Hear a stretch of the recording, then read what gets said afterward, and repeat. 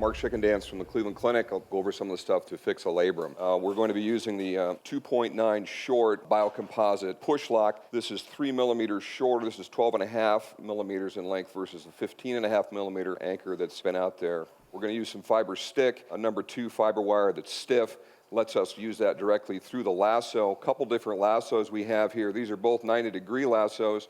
First, we have the Quick Pass 90 that's got the little thumb wheel, and then the more traditional 90-degree lasso with a thumb pad that I like to use most of the time. Today, we're also going to introduce the new 2.9 millimeter percutaneous kit. This allows us to use a metal disposable 4.5 millimeter cannula. In some of the places where we're a little worried about putting a big cannula, this is great for the Wilmington portal, also handy for the 7 o'clock portal. So what we're going to do here with a fiber stick, percutaneously through about the Wilmington portal, we're going to come through with our 90-degree lasso. We'll do a mattress back here, so we'll come right through that with our lasso. So we'll grab that, take that out through the inferior cannula, and put a hemostat on that one free limb. We're going to back this out and come in right next to it. The mattress can be challenging with regards to your tissue qualities and other things. It's nice if you can do it. It gives you a nice low profile in terms of your knots, much less bulk in there. So the lasso is out, and now what we have is a mattress stitch in our posterior-superior labrum. We're going to even up those tails.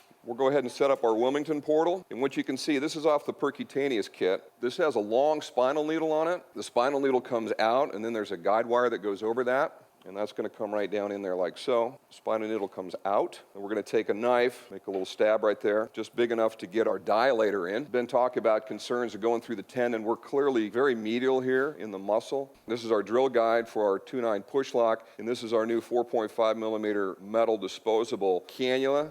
We'll come just up onto the articular surface. With this cannula, it's important to recognize that the suture passers we use that are currently on the sets do work with this cannula. And we'll come right down through that. We'll grab both these limbs. We'll bring that out and through. We're going to thread that through our anchor. So we back the cannula out just a little. You don't want it out completely. Go ahead and we'll tap that down.